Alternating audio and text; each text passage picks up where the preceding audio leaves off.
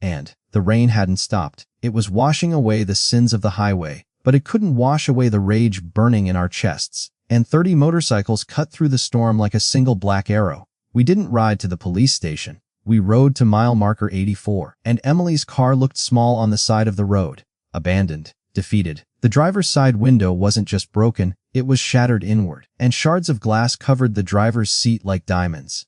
Big Mac stepped off his bike. He didn't care about the rain soaking his leather, and he walked to the car and shone his flashlight inside. He reached in and pulled something out from under the passenger seat, and it was the thick envelope we had given her just hours ago. He opened it. The cash was still there. Every single dollar. Mac looked at me, and, his face pale in the flashlight beam. This wasn't a robbery, Jax. They didn't want the money. They wanted her. A robbery is a crime of opportunity, and kidnapping is a crime of intent. Someone had been watching her. Someone had been waiting. Mac pocketed the envelope. He keyed his radio. His voice was calm, but it was the calm before a hurricane. Listen up. This wasn't a random hit. We are looking for a heavy vehicle, a truck, probably 18 wheels, and look for tire tracks that are too wide for a standard pickup. Viper found them first. Deep ruts in the soft mud on the shoulder of the highway. He knelt down, and tracing the pattern. These are dual tires, he shouted over the wind. This rig was carrying weight. Mac nodded. We split up. The police searched grids on a map, and we searched the streets. Viper and Tank took the back roads. Mac and I headed for the only place open at 3 a.m. that serves trucks like that. Tiny's Halt, and Tiny's is the kind of truck stop where drivers go to disappear. It smells of diesel, burnt grease, and desperation. And when 20 bikers walk into a place like that in the middle of the night, the silence hits you harder than the smell. Every fork stopped moving, and every pair of eyes dropped to the floor. We didn't sit down. We blocked the exits. Mac walked to the center of the room, and he looked at the truckers eating their late-night steaks. He looked at the waitresses. A black semi-truck, Mac announced. His voice filled the room. No plates, and tinted windows. It passed through here 2 hours ago. Who saw it? Silence. Nobody wanted to get involved. In this world, seeing things gets you killed. And Mac walked over to a booth in the corner. An old trucker named Red was sitting there, nursing a cold coffee. Red had been driving these roads since the 70s, and he knew every pothole and every rig between here and the border. Mac slammed his hand on the table. The coffee cup jumped. Red flinched. Don't look at the floor, Red, and Mac growled. Look at me. A little girl is in that truck. Sarah's daughter. Red's eyes widened. He knew Sarah. Everyone knew Sarah. He looked around the room nervously, and checking if anyone was listening. He leaned in close. Mac, you don't want to chase that rig, Red whispered, his voice trembling. I saw it. It blew past me doing 90, and it didn't have company markings, but I saw the mud flaps. What was on them? Mac demanded. A green snake, Red said, wrapped around a dagger. And that's the Syndicate's transport. They don't haul cargo, Mac. They haul people. The Syndicate. The name sucked the air out of the room. We had heard rumors of them, and a trafficking ring that operated out of the shipping yards. They were ghosts, they were dangerous. And they had Emily. Where was it heading? Mac asked. Red swallowed hard, and toward the old ironworks. The abandoned sector. But Mac, if you go down there you aren't coming back. That's their fortress. Mac straightened up, and he put a hand on Red's shoulder. Thanks, Red, keep your head down. Mac turned to us. The uncertainty was gone. Now we had a target. Sector 4, Mac commanded, and the old ironworks. We ride hard. And boys. We all looked at him. Safety's off. The old ironworks was a graveyard of industry. It was a sprawling complex of rusted steel, and shattered glass, and smokestacks that clawed at the night sky like skeletal fingers. 50 years ago, this place built the steel that held up skyscrapers. Now, it only built shadows. We cut our engines a mile out. 30 Harleys went silent at once. It's a strange feeling, rolling a 700-pound machine in neutral, and hearing nothing but the wet crunch of gravel under tires, and the relentless drumming of the rain. We became ghosts. We pushed the bikes into the tall grass, and, hiding the chrome under tarps, Big Mac gathered us in the tree line. The rain dripped from his beard, but his eyes were burning with a fire that could dry the world, and he didn't yell. He whispered, and that was far more terrifying. We'll go in quiet, Mac said, pulling a tire iron from his belt. No guns unless they fire first, and we don't know where Emily is. A stray bullet goes through a wall. It could use blades. We use fists. We use the dark. He looked at Viper. You take the roof, and be my eyes. He looked at Tank. You take the back door. If anyone tries to run, you make them regret it. He looked at me. Jax, you're with me. We take the front, and we moved. Moving 30 large men silently through a scrapyard is impossible for most, but we weren't most. We were hunters, and We slipped through holes in the chain link fence. We stepped over puddles of oil that shimmered like rainbows in the moonlight. The main warehouse was a monster, and the corrugated metal walls were vibrating with the hum of a generator inside. Light spilled out through the cracks, cutting through the fog. Vipers signaled from the roof, and 2 guards at the east entrance, both armed, rifles slung over their shoulders. They were smoking, laughing, relaxed. They thought they were the predators, and they didn't know the wolves were at the door. I watched Mac move. For a man of his size, he was unnervingly fast. He came up behind the first guard like a shadow, and one hand over the mouth, one arm around the neck. A sickening crunch. The guard went limp. Mac lowered him gently to the wet concrete. The second guard turned, eyes wide, and opening his mouth to shout. I was already there. The butt of my knife met his temple. He dropped like a sack of cement. We dragged them into the darkness, and Mac checked the door. It was locked. He looked at me and nodded. I pulled the lockpick set from my vest. 3 seconds later, the heavy steel door groaned open, and the smell hit us first. It didn't smell like a factory. It smelled like bleached cheap cologne and unwashed bodies. It smelled like fear. We slipped inside, and sticking to the shadows behind giant crates of rusted machinery. The warehouse was cavernous. In the center, under blinding halogen work lights, and sat the black 18-wheeler we had been hunting. The engine was idling. The green snake logo on the mud flaps seemed to mock us. But it wasn't just the truck. They were around the truck. Men were moving. They weren't just thugs. They were Orvor tactical vests. They carried submachine guns. They were moving crates, large and wooden shipping crates with air holes drilled into the sides. My stomach turned over. They weren't just taking Emily. They were clearing house. Mac gripped my shoulder, and his grip was strong enough to bruise. He pointed to the far side of the loading dock. There, lined up against the wall, were a dozen young women. Their hands were zip-tied, and their mouths were taped. They looked terrified, exhausted, broken. And there she was, Emily. She was at the end of the line. Her face was bruised, and her college acceptance letter, the one she had been so proud of, was gone, replaced by dirt and blood. A man in a suit was walking down the line and inspecting them like cattle.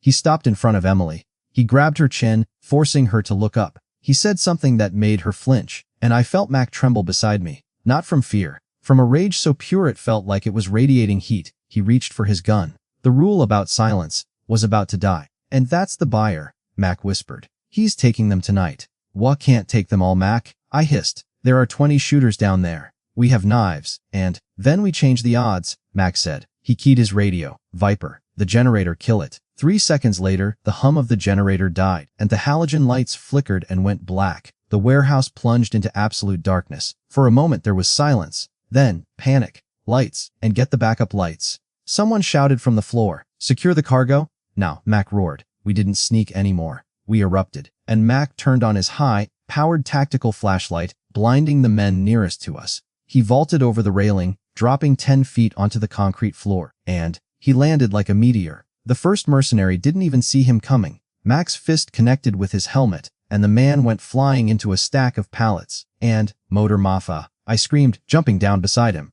Get on the ground, chaos exploded. The mercenaries panicked, firing blindly into the dark, and muzzle flashes lit up the warehouse like a strobe light, revealing brief, terrifying glimpses of the battle. A biker smashing a chair over a gunman, and tank bursting through the back door, throwing a mercenary through a window. I fought my way toward the girls. A guard stepped in my path, raising a shotgun.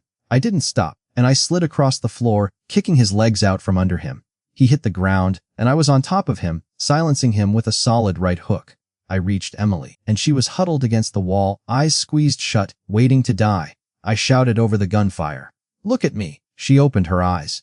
When she saw my patch and the winged skull of the Motor Mafia, she broke. She didn't scream, she collapsed into me. Jax, she sobbed into my vest. They have guns! They have so many guns! And, I know, kid. I know. I used my knife to slice the zip ties on her wrists. Can you run? I need you to run to the back door. Tank is there. And I can't leave them, she cried, pointing to the other girls. We're getting everyone. I promised. Suddenly, the lights slammed back on. The backup generator had kicked in, and the element of surprise was gone. We were exposed. 10 bikers stood in the open, surrounded by armed mercenaries who had regrouped behind the truck. The man in the suit, and the buyer, stepped out from behind the cab of the truck. He was holding a girl in front of him as a human shield. He had a pistol pressed to her head. Stop, he screamed, and drop the weapons or she dies. The warehouse went dead silent. The only sound was the heavy breathing of men who had just been fighting for their lives. And Mac stood in the center of the floor. He was bleeding from a cut on his forehead. He held a crowbar in one hand. He looked at the buyer. He looked at the girl. "And you let them go," Mac said, his voice low and dangerous. "And I let you walk away with your legs intact." The buyer laughed. It was a cold, cruel sound. "And you think you're in charge here, old man? Look around. You brought knives to a gunfight." He signaled to the upper catwalks. We looked up. On the metal walkways above us, and a dozen more mercenaries appeared. They leveled assault rifles at us. We were surrounded, outgunned, trapped in the kill box. The buyer smiled. "And load the girls onto the truck. Kill the bikers. Start with the big one." Mac looked at me. He looked at Emily. And for the first time in 20 years, and I saw something in his eyes I had never seen before. He was calculating the cost, and he realized we weren't all going to make it out of here. "Jax," Mac said, and not taking his eyes off the buyer. "When the shooting starts, you get Emily out. Don't wait for me." Mac, "No. That's an order, Sergeant," he growled. Then, and Mac raised his crowbar and charged. A split second feels like a lifetime when you're staring down the barrel of a rifle. When Big Mac charged, time didn't slow down, and it shattered. The sound of the first shot wasn't a bang, it was a crack like a whip snapping next to your ear. It came from the catwalk above, and the bullet missed Mac by an inch, sparking off the concrete floor. "Mauve," I screamed, and grabbing Emily by the back of her jacket and throwing her behind a stack of steel beams. Hell opened up. The warehouse, which had been silent moments ago, and erupted into a deafening storm of noise. Automatic gunfire from the rafters chewed up the floor, sending concrete dust and shrapnel flying everywhere, and it sounded like 1,000 typewriters hammering at once. Mac didn't stop. He was a freight train of leather and rage. The buyer, the man in the suit, panicked, and he shoved his human shield aside and scrambled toward the cab of the massive black truck. Mac swung the crowbar. It connected with the truck's side mirror, shattering it, but the buyer was already inside, locking the heavy steel door. "Cover fire," Tank roared. We were outgunned, but we weren't helpless, and the Motor Mafia pulled their sidearms, Glocks, revolvers, anything we had tucked into our vests. We couldn't match the assault rifles above, but we could make them keep their heads down. I peeped over the steel beam. The air was thick with smoke and the smell of cordite, and I saw Tank flip a heavy oak table on its side, using it as a shield while he fired upward. I saw Viper, who was still somewhere in the shadows of the roof, and finally make his move. A sniper on the east catwalk lined up a shot on Mac. Before he could pull the trigger, a shape dropped from the darkness above him. It was Viper, and he didn't use a gun. He used a length of heavy chain. He wrapped it around the sniper's neck and yanked him backward over the railing. The sniper fell 20 feet, and crashing onto a pile of wooden pallets. "Get to the truck," Mac yelled, his voice barely audible over the roar of the truck's engine firing up. "They're trying to leave," and the black 18-wheeler roared to life like a sleeping dragon waking up. The exhaust stacks belched thick black smoke, filling the warehouse and blinding the shooters above, and it was our only cover. "Emily, stay low," I ordered. "Do not move until I say so." I broke cover sprinting toward the truck. The buyer was trying to put it in gear, and the trailer, the cargo container holding the other girls, was locked tight. If that truck left, those girls were gone forever. And I reached the side of the truck just as the air brakes released. I jumped onto the running board, grabbing the handle of the driver's door. It was locked, and I smashed the butt of my gun against the glass. Inside, the buyer looked at me. His eyes were wide with panic. He jerked the steering wheel hard to the left, and the truck swerved. I lost my grip. I flew backward, hitting the concrete hard. My gun slid across the floor. The truck didn't stop. It accelerated, but it wasn't aiming for the exit ramp. It was aiming for the closed bay doors, and the bikers standing in front of them. "Scatter!" Tank screamed. The grill of the truck, and reinforced with a heavy steel push bar, smashed into the metal bay doors. The sound was like a bomb going off. Metal screeched, twisted, and tore apart, and the doors flew off their hinges. The truck plowed through debris, crushing crates and motorcycles that were parked in its path, and cold night air and rain swirled into the warehouse. "They're getting away," Emily screamed from her hiding spot. "No, they aren't," Mac growled. He was limping now, and a bullet had grazed his thigh, but he was still standing. He looked at the chaos. The snipers on the catwalks were starting to climb down, and realizing their ride was leaving without them. "Torch it," Mac ordered. "What?" I looked at him. "And the fuel drums." Mac pointed to the stacks of red barrels near the loading dock. "We need a distraction to get out. Burn it down."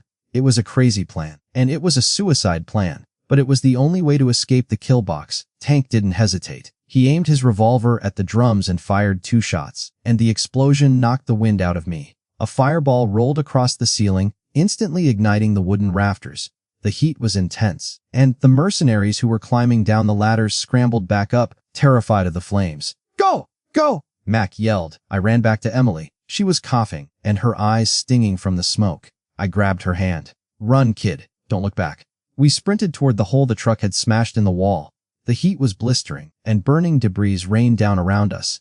We burst out of the warehouse and into the pouring rain, and the contrast between the inferno inside and the freezing storm outside was shocking. The black truck was already 100 yards away and tearing down the muddy access road toward the highway. Its taillights were fading into the fog. "My bikes!" Viper shouted, running out of the smoke, and they crushed the bikes. Half of our motorcycles were flattened, reduced to scrap metal by the truck's escape. We had 30 men and only 12 working bikes left, and Mac limped out of the fire, his face smeared with soot and blood. He looked at the retreating truck. He looked at the pile of broken motorcycles. "Tank," Mac barked, and "Get Emily in the support van. Get her back to Sarah. Guard her with you, Mac." Tank started. "Go!" Mac shoved him. "The rest of you, double up, and 2 men per bike if we have to. That truck does not cross the state line." I jumped onto my Harley. It had been knocked over, the mirror broken, but the engine roared to life. Mac didn't have a bike, his was crushed. He didn't say a word. He swung a leg over the back of my seat. "Drive, Jax," he said into my ear, and don't you dare let him lose us. I gunned the throttle. The rear tire spun in the mud, then caught traction. 12 motorcycles peeled out of the burning scrapyard, and engines screaming. We hit the asphalt of the old industrial road. The rain was coming down in sheets now, stinging our faces like needles. Visibility was near zero, but we didn't need to see the road. We just needed to see those taillights. The chase was on. The truck had a head start, and it was heavy. But we were faster, and we wove through the debris, leaning hard into the turns. The speedometer climbed 60, 80, 90. Ahead, the road merged onto the main highway, and the truck blew through a stop sign, sparking as its undercarriage hit the pavement. It merged into traffic, forcing a family sedan off the road, and "He's heading for the bridge." I shouted back to Mac. "If he crosses the bridge in the next state, we lose jurisdiction. The syndicate will have a cleanup crew waiting, and then we stop him before the bridge." Mac yelled. "How, it's a tank?" "We take out the tires," Mac said. He pulled his revolver from his vest, checking the cylinder, and "Get me close. Left side." I leaned forward, twisting the throttle. The Harley surged. We were doing 100 miles an hour on a slick highway and chasing a 40-ton beast driven by a madman. We closed the gap. I could see the rear of the trailer now. The doors were rattling. I thought about the girls inside, and terrified, tumbling around in the dark. "Steady," Mac muttered, raising his gun. Just then, the back of the truck trailer opened. I thought the doors had shaken loose, and I was wrong. A man appeared in the open doorway of the moving truck. He was tethered to the inside with a harness. He was holding an assault rifle. "Brake!" Max screamed, and I slammed on the brakes, the bike fishtailing violently on the wet road. A rat-tat-tat-tat. Bullets chewed up the asphalt right where we had been a second ago, and the gunman in the truck was spraying the road, trying to wipe us out. Behind us, one of the other bikes, Little Pete and Gonzo, hit a patch of oil. They went down hard, and their bikes sliding across the highway in a shower of sparks. "Man down," Lepper yelled over the radio. "Keep pushing," Mac ordered, and though I could feel his heart hammering against my back. "If we stop, they all die." We swerved left, then right, dodging the gunfire. The gunman had the high ground, and we were sitting ducks. "We can't get close enough to shoot the tires," I yelled. "He'll cut us to pieces." Mac looked ahead, and the lights of the suspension bridge were visible in the distance. We had maybe 3 miles before they crossed it. "We don't need to shoot the tires," Mac said, "and we need to detach the trailer." "Are you insane?" I screamed. "That's a release lever on the back of the cab. You'd have to jump." Mac didn't answer, and he just tightened his grip on my shoulder. "Get me to the cab, Jax. Pass inside." His blind spot. "Mac, if you miss, you go under the wheels." "Just drive." And I gritted my teeth. This was it. The moment where you decide if you want to live forever, or if you want to do what's right. I downshifted and pinned the throttle, and we rocketed forward, hugging the far right lane, creeping up into the spray of the truck's massive wheels. The gunman in the back couldn't see us here, and the trailer blocked his view. We pulled up alongside the cab. The massive black wheels were spinning inches from my leg. One slip, and we were pink mist, and Max stood up on the foot pegs of the motorcycle. We were doing 95. The wind was trying to rip us off the bike, and he looked at the metal ladder on the side of the truck cab. It was slick with rain. Steady, Mac whispered. He coiled his muscles. Now. And Mac launched himself from the back of my bike. For a heartbeat, he was suspended in the air between the motorcycle and the truck. Then, and his hands clamped onto the wet metal rungs of the truck. His feet swung wildly, skimming the asphalt. He pulled himself up. He was on the truck, and I watched in horror as he climbed around the back of the cab, balancing on the catwalk between the truck and the trailer. He was inches away from the spinning drive shaft, and he reached for the locking lever, the pin that held the trailer to the truck. But the buyer had seen him in the side mirror. The truck swerved violently to the right, and trying to shake Mac off, Mac lost his footing. He slipped, hanging on by one hand dangling over the rushing pavement. The bridge was 1 mile away. Mac! I screamed, and helpless to do anything but watch. He swung his legs, fighting the G-force, and managed to hook a boot onto the frame. He hauled himself back up, and he grabbed the release lever with both hands. It was rusted, stuck, he roared, putting every ounce of his strength into it. A CLN key. The locking pin disengaged, and Mac jumped from the catwalk onto the back of the truck cab, just as the air hoses snapped. The trailer detached. Without the truck pulling it, the trailer lost momentum, and the front of it slammed into the asphalt, sparks showering like fireworks. It skidded, grinding loudly, drifting sideways across the highway. The truck cab, and with the buyer inside, shot forward, free of the weight, speeding toward the bridge. I had to choose. Chase the villain, or save the girls. There was no choice, and I slammed on the brakes, skidding to a halt as the trailer ground to a stop 100 yards ahead. The other bikes circled around it. We ran to the back of the trailer, and the gunman inside had been thrown around by the impact and was unconscious. Viper dragged him out and zip-tied him. We ripped the doors open. Inside, huddled in the dark, and screaming in terror were 12 girls. Safe, but Mac wasn't there. I looked down the highway. The black truck cab was gone. It had crossed the bridge, and the buyer had escaped, and Mac was still clinging to the back of that truck. I stared in the rain, staring at the empty road. Jax, Viper said, walking up behind me, and, where's Mac? I didn't answer. I just looked at the darkness where my president, my brother, had disappeared. The battle was won, but the war had just taken our general. The lights of the suspension bridge faded into the mist, taking the black truck and Big Mac with them, and I stood on the side of the highway, my boots heavy with mud, watching the red taillights disappear into the neighboring state. I wanted to scream, and I wanted to get back on my bike and ride until the engine exploded. But I cunned me. The detached trailer was surrounded by chaos. And the 12 girls we had saved were sitting on the guardrail, wrapped in leather vests that my brothers had given them. They were shivering, crying, holding on to each other, and Emily was among them, her face pale, staring at me. She knew the price Mac had just paid for her life. Then came the sirens. Not just one or two, and the whole horizon lit up with blue and red. State troopers, ambulances, fire trucks, they swarmed the highway like angry hornets. They were late. They were always late, and a cruiser screeched to a halt in front of me. The door flew open, and a sheriff stepped out, and he was a thick-necked man with a buzz cut and a hand already resting on his holster. Sheriff Miller. We had a history. On the ground, Miller shouted, and pointing his service weapon at my chest. All of you, on the ground, now. Behind him, deputies were swarming, pulling Viper and Tank off their bikes, and forcing them into the mud. Are you blind? I yelled, not moving. We just did your job for you. There are 12 kidnapped girls in that trailer. I said get down, and Jax, Miller roared, cocking the hammer. You caused a pile up on an interstate highway. You have unauthorized weapons, and you blew up a warehouse, and you're going away for life. I looked at the gun. I looked at my brothers being handcuffed. The rage in my chest was so hot it felt like I was swallowing lava. And if I fought now, we'd all be shot. If I surrendered, Mac was dead. The syndicate would kill him before we even made bail. Don't touch him. The voice was small, but it cut through the noise like a knife. Emily pushed past the paramedics. She was wrapped in a thermal blanket, limping, but she walked right up to the sheriff, and she stood between his gun and my chest. Move, kid, Miller snapped. No, Emily said. She pointed at me. This man saved my life. They all did. And while you were filling out paperwork, they were bleeding for us. She turned to the other girls. Tell him. One by one, the girls stood up. They formed a wall around us, and a wall of victims protecting their saviors. They saved us? A girl with red hair sobbed. The men in the truck, they were going to sell us. And Sheriff Miller looked at the girls. He looked at the trailer full of evidence. He looked at the captured gunman Viper had zip-tied.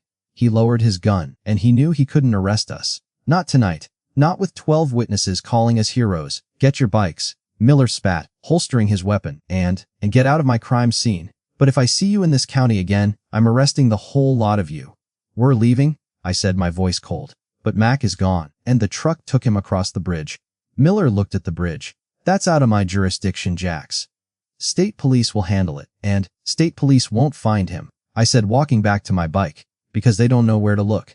I signaled the boys. Tank, Viper, and the others shook off the mud. We were battered, bruised, and exhausted. But we weren't done. Where are we going? Viper asked, wiping blood from his lip. And back to the clubhouse. I looked at the empty spot where Mac usually rode. No, I said. We'll go to the safe house. We need to talk to our prisoner, and I want to know exactly where that truck is going. 50 miles away, the black truck cab pulled off the main highway onto a dirt road deep in the desert scrublands, and Big Mac was holding on for dear life. The wind was freezing, numbing his fingers. He was clinging to the metal grate behind the cab, his boots slipping on the wet frame, and the truck slowed down, crunching over gravel. It came to a stop in front of old abandoned airfield. There were no lights, just the moon. Mac saw his chance, and his muscles were screaming, but he let go, dropping silently to the dirt. He rolled under the chassis of the truck, hiding in the shadows of the massive wheels, and the driver's door opened. The buyer stepped out. He was furious. He was pacing back and forth, talking on a satellite phone. And the cargo is lost. The buyer screamed into the phone. The bikers. They unhooked the trailer. I have nothing. He paused, listening to the voice on the other end, and Mac couldn't hear the response, but he saw the buyer's face turn pale. I know, sir. I know the auction is tomorrow. I wait. The buyer stopped, and he looked at the back of the truck. He looked at the scuff marks on the metal where Mac had been hanging. He smiled. A sick, twisted smile. And, maybe I don't have the girls. The buyer whispered into the phone. But I think I brought you something better. I brought you the man who caused all this trouble. And Mac realized too late that he had been seen. Floodlights snapped on. They weren't alone. The airfield was crawling with mercenaries. Under the truck, the buyer shouted, and Mac scrambled to move, but a canister rolled under the chassis. Tear gas. Mac coughed, his eyes burning, his lungs seizing up, and he rolled out from under the truck, gasping for air, only to be met by the rifle. A crack. Mac hit the dirt. He tried to stand, and swinging a blind haymaker that connected with a jaw, but there were too many of them. 4 men jumped on him. Boots rained down on his ribs. A taser probe hit his neck, and his world went white, then black. The buyer stood over Mac's unconscious body. He nudged Mac with his expensive Italian shoe. Load him up, the buyer ordered. And the Iron Syndicate doesn't tolerate interference. We're going to make a public example of this one. The safe house was a small cabin in the woods off the grid, and no phones, no internet, just 4 walls and a basement. In the basement, Viper was interviewing the gunman we had captured from the trailer. I stood upstairs and looking out the window at the sunrise. It should have been a beautiful morning. We had saved 12 girls. We had won, but it felt like a funeral. Tank walked in, and holding a pot of coffee. He looked lost. Tank was the muscle, but Mac was the brain. Without Mac, the club felt like a body without a head. Jax, Tank said quietly. And if Mac is dead, he's not dead, I snapped. I turned around. Mac is too stubborn to die. The basement door opened. Viper walked up the stairs, and he was wiping his hands on a rag. He looked grim. He talked, Viper said. Where is Mac? I asked. The gunman doesn't know where Mac is, Viper said. But he knows where the truck was going. It wasn't just a delivery run, Jax. They were heading to the bazaar. The bazaar. It's an auction, Viper explained, and his voice shaking with rage. It happens once a year. The Syndicate takes own a ghost town in the desert. Rich scumbags from all over the world fly in on private jets, and they buy things, drugs, weapons, people. Viper threw a crumpled piece of paper on the table. It had coordinates scrawled on it, and the auction starts at sundown tonight, Viper said. The gunman said the buyer was under strict orders to bring entertainment for the VIPs. If Mac is with them, and they aren't going to sell him. I realized a cold dread settling in my stomach. They're going to execute him. It's a show, and they want to show the world what happens when you mess with the Syndicate. I looked at the clock. A CD ozard AM to us. Sundown was in 10 hours, and the coordinates were 400 miles away, deep in enemy territory. I walked out to the porch. The remaining members of the Motor Mafia were sitting on the grass and cleaning their guns, bandaging their wounds. They looked tired. Broken us up, I shouted. They looked, we saved the girls, I said. But the job isn't done, and the Syndicate has Mac. They are taking him to a place called the Bazaar. They think they've won, and they think they cut off the head of the snake and the rest of us will scatter. I walked down the steps, looking every man in the eye. They forgot one thing, I said. And we aren't a snake. We're a pack of wolves. And you don't steal from the pack. I pointed to the bikes. We need fuel. We need ammo. And we need to call in favors. And call the nomads. Call the southern chapter. Tell them the president has been taken. Tank stood up. He cracked his knuckles. We're going to war, Jax. No, I said, and putting on my helmet. War has rules. We're going to a slaughter. I kickstart my engine. Wheels up in 5. We ride to the desert, and we burn the bazaar to the ground. The desert is a cruel place. It hides things well. 400 miles south, and in a hollowed-out canyon that didn't appear on any GPS, the bazaar was coming to life. Luxury SUVs with tinted windows were arriving in clouds of dust, and men in tuxedos and women in evening gowns stepped out into the heat, sipping champagne. It looked like a gala, but the merchandise was misery, and in the center of the town was a wooden stage. And behind the stage, in a rusted iron cage, sat Big Mac. He was stripped to the waist, and his hands were chained above his head. His face was swollen, one eye shut. His chest was covered in cuts and bruises. The buyer walked up to the cage, and sipping a glass of water, he smiled at Mac through the bars. Comfortable, Mr. President. Mac spat a mouthful of blood onto the buyer's shiny shoes. And, you got a little something on your shoe, Mac rasped. The buyer sighed, wiping off with a handkerchief. You still have spirit. Good. The crowd likes a struggle, and it makes the end more satisfying. My boys are coming, Mac whispered. And when they get here, there won't be enough sand in this desert to bury you. And, the buyer laughed. He pointed to the cliffs surrounding the canyon. On every ridge, snipers were setting up. At the entrance, a tank, a literal military tank, and was parking across the road. Let them come, the buyer said. We have a tank. We have 100 mercenaries. You have. What? A dozen bikers on Harleys. And the buyer checked his watch. Enjoy the sunset, Mac. It's the last one you'll ever see. Mac looked up at the sky. The sun was dipping low, painting the desert red, and he closed his eyes and listened. He didn't hear the wind. He didn't hear the chatter of the rich guests. He was listening for thunder, and because he knew something the buyer didn't. He knew that when the Motor Mafia rides, we don't just bring bikes. We bring the storm. And miles away, and a cloud of dust was rising on the horizon. Not just 12 bikes, but 100. The southern chapter had answered the call. The nomads had answered the call, and the desert was about to shake. The desert sun is a hammer. It beats down on you until you forget who you are.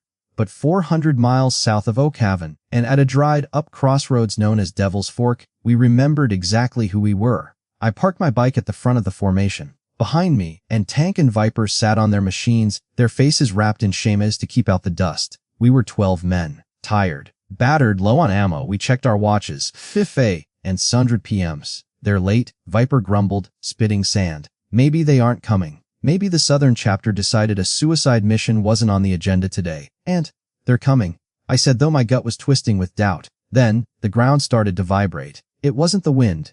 It was a low-frequency rumble, deep in the earth, and, like a tectonic plate shifting, a cloud of dust appeared on the southern horizon. Then another from the east. Then another from the west. And they emerged from the heat haze like riders of the apocalypse. From the south came the Iron Skulls, led by Red Dog, and a man with a red beard and a prosthetic leg made of titanium. Behind him were 40 riders. From the east came the Nomads, the drifters who had no home but the road, and 30 of them. From the west came the Night Kings.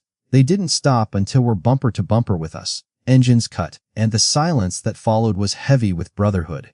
Red Dog stepped off his custom chopper. He walked up to me, his metal leg clanking softly on the asphalt, and he looked at my bruised face. He looked at the missing president. Jax, Red Dog rumbled, clasping my arm. We heard you lost the big man, and the syndicate took him, I said. They're holding him at the bazaar. They have a tank, Red, and 100 mercenaries. Red Dog smiled, showing a gold tooth. A tank, and, well, that sounds unfair. He turned to his pack. Unfair for them. The bikers roared with laughter. It wasn't a happy laugh, and it was the laugh of men who were about to do violence. We have a plan, I said, spreading a map on the hood of a car. The bazaar is in a box canyon. One way in, and one way out. They'll have the entrance locked down with heavy armor. If we ride straight in, we get slaughtered.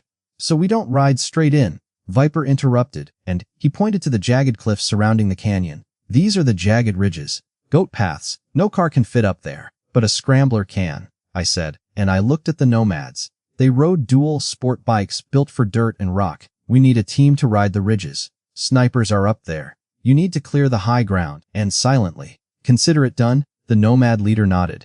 The rest of us, I said, tracing a line to the main gate. We are the distraction. We hit the front gate hard, and we draw their fire. We make them look at us so they don't see the nomads flanking them.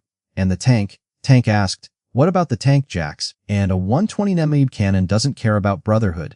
I walked to my saddlebag and pulled out a heavy canvas sack, and I opened it to reveal 6 sticks of dynamite we had liberated from a construction site back in Oak Haven. Viper, I said, you were a track racer before you were an outlaw, and how fast can you ride? Viper grinned. Fast enough to peel my face off. Good, I handed him the bag, because you're going to play chicken with a tank. And Oz the Bazaar. 6:30 p.m. was. The sun was dipping below the canyon walls, casting long blood-red shadows across the ghost town. The mood in the bazaar was electric, and waiters in white tuxedos served champagne to warlords and cartel bosses. On the main stage, the auctioneer was finishing up the sale of a crate of stolen military drones, and sold to the gentleman from the cartel for $3 million. The crowd applauded politely. And now, the auctioneer announced, his voice booming over the speakers, and the main event, a rare item, a symbol of defiance, broken. 2 guards dragged Big Mac onto the stage. He couldn't walk. They had beaten him for hours, and one of his eyes was swollen shut. His ribs were likely broken. But when they threw him onto the wooden floor, he didn't stay down. Groaning, spitting blood, and Mac forced himself to his knees, then to his feet. He stood swaying, looking out at the sea of rich vultures. The buyer stepped up to the microphone, and, ladies and gentlemen, the buyer smiled. This is the president of the Motor Mafia. A man who thought he could stop the Iron Syndicate, and who wants the honor of pulling the trigger. Bidding starts at $1 million. A hand went up in the front row. 1 million. And 1.5? Shouted a man in the back. 2 million. Mac looked at the buyer. You're selling a dead man, Mac rasped. And you will be dead soon enough, the buyer whispered. No, Mac smiled through his bloody teeth. I mean you, a boam. The first explosion wasn't at the gate, and it was on the cliffs. High above the canyon, a sniper tower erupted in a fireball. A body fell 200 feet, crashing into the buffet table. The crowd screamed, and the champagne glasses shattered. We're under attack! The buyer shrieked, the prisoner! Get the tank moving! On the ridgeline, and the silhouettes of 30 nomad bikers appeared against the setting sun. They revved their engines, a high-pitched whine that echoed off the canyon walls like banshees. And they dropped into the canyon, riding down near vertical rock faces, firing Uzi submachine guns as they descended. Front gate, a mercenary shouted. Contact front, and we didn't knock. Red Dog led the charge. His massive custom trike had a steel plow welded to the front. He hit the wooden gates at 80 miles an hour, and the gates exploded into splinters. The Motor Mafia poured into the bazaar like a tidal wave of chrome and leather. 100 bikes, 100 roaring engines, and circle the wagons. I screamed over the comms. We rode in a chaotic swirl, weaving between the tents and the panicked guests. The mercenaries opened fire, but we were moving too fast. We were a blur. Then the ground shook. The tank, it rolled out from behind the command tent. It was a beast, an old Soviet T-72, and bought on the black market. The turret turned with a mechanical whine, the main cannon leveled at the swarm of bikers. Scatter, Red Dog yelled, aka Boom, and the tank fired. The shell hit a food truck near the entrance. The explosion was massive, flipping the truck into the air and knocking 3 bikers off their machines. And the tank's coaxial machine gun opened up, spraying a stream of tracers into the crowd. We were pinned down. We couldn't get close. Jax, Viper shouted over the radio, and I'm in position. I looked across the chaos. Viper was at the far end of the canyon. He was revving his sports bike, the engine screaming at the red line, and between him and the tank was a straight stretch of dusty road.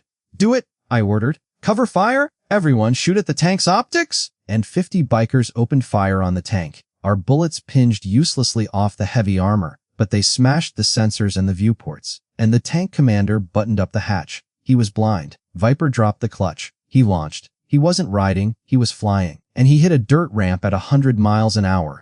The tank turret tried to track him, but he was too fast. Viper flew over the top of the tank, in mid-air, and he reached into his bag, lit the fuse on the dynamite bundle, and dropped it perfectly into the open ventilation grate on the back of the tank's engine deck. And Viper landed on the other side, skidding to a halt. Run, Viper screamed. TWR. The explosion gutted the tank from the inside out.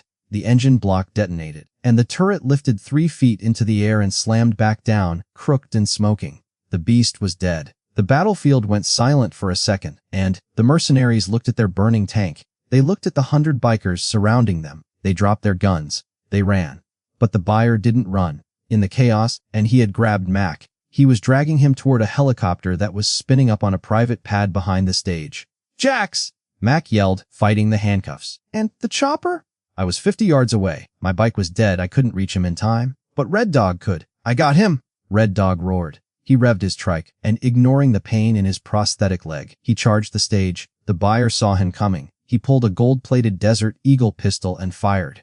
Bang! And Red Dog flinched. One bullet hit his shoulder. The other hit his bike's front tire. The trike spun out, crashing into the stairs of the stage. Red Dog went down hard, and the buyer laughed, dragging Mac up the ramp into the helicopter. "Lift off," the buyer screamed to the pilot. "Go! Go!" The helicopter skids lifted off the ground, and 5 feet, 10 feet. Mac was inside. I was on the ground. We had won the battle, but we were losing the president.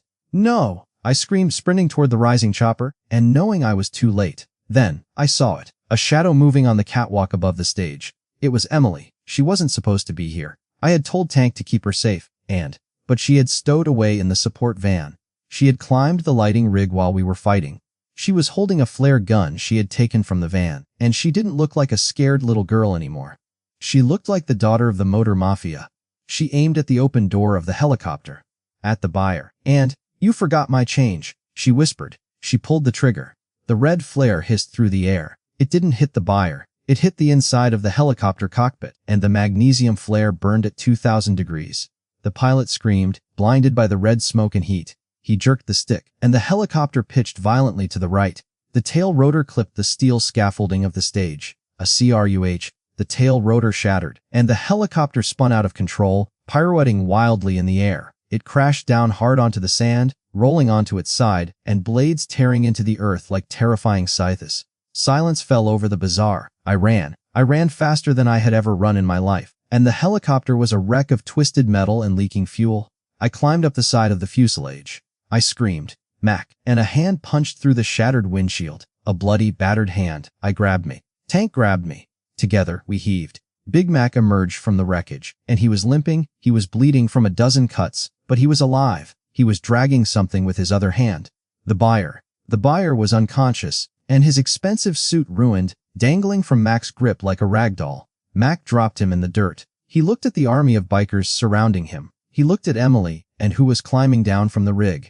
Mac walked over to Emily. He fell to the fees not from weakness, but to be at her eye level. "You disobeyed an order." Mac grunted, and wiping blood from his eye. "I learned from the best," Emily said, her voice shaking. Mac smiled. He hugged her, and 100 hardened criminals cheered until their throats were raw. We tied the buyer to the back of Red Dog's trike. We didn't kill him. Death was too easy, and we were taking him to the authorities. But the ride to the police station, that was going to be a long, bumpy drag through the desert. As the sun finally set, and painting the desert in purple and gold, we rode out. The bazaar was burning behind us. The syndicate was broken, and the Motor Mafia. We were whole again. And they say you can't choose your family. They're wrong. You build your family, you bleed for them. And if anyone tries to take them from you, and you burn the world down to get them back. My name is Jax. This is the Motor Mafia, and we are always watching.